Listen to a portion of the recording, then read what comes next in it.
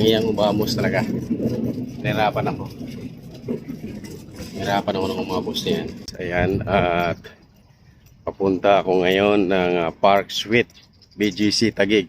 Ayan, mamaya malalaman kung ano yung gagawin niya sa akin kasi puwisit daw ako sa buhay niya. So, ayan, sa aming pagkikita mamaya mga dods. Tingnan natin. Ni Ubamos. Yun. So, samahan niyo ako.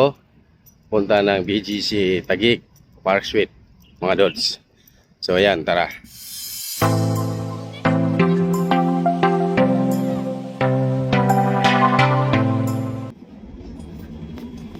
So ayan mga dods, ayan, nandito na nga kami sa BGC Taguig at magkasama na kami sa sasakyan ni Ubamos. Wow! So hindi ko lang may pakita si Ubamos kasi katabi niya si Madam. So hindi pwede at bawal ipakita sa video si Madam.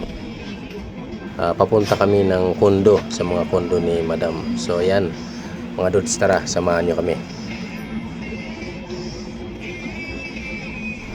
In fairness mga dods, ayan, kung mapapansin nyo ang mga building dito sa BGC. Pag nagawi kayo dito mga dods, pag napagmasdan nyo ang mga building dito sa BGC Taguig, akala mo nasa ibang bansa ka. So ayan mga dods. Napakaganda, napaka-elegant na mga design ng mga building dito sa BGC Taguig. Ayan mga dods. Ayan mga dods, at yan, at kaya lang naman tayo napunta at isinama dito ni Madam sa kanyang kondo dahil mayroon siyang ipina-rebarnish na table. Although ako ang gumawa din ito na table na to na Nara ito mga dods na ginawa ko.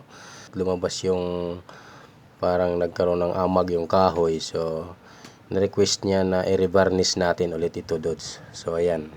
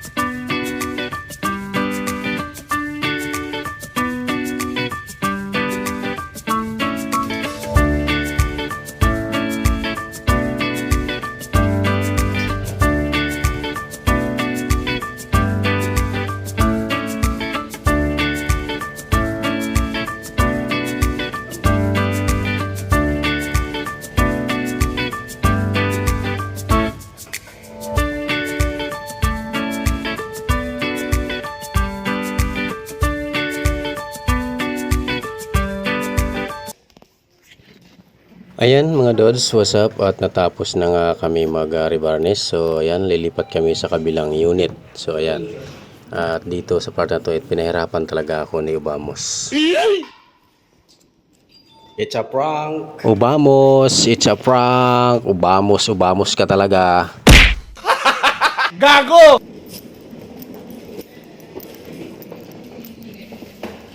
Ayan mga dods, pabalik na kami ng Makati at tinantay lang namin si Madam.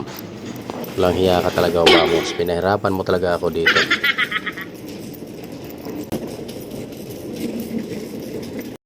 Walang hiyang Ubamos talaga.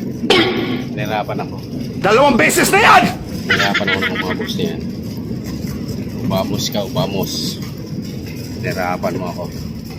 So yun mga dods, thanks for watching.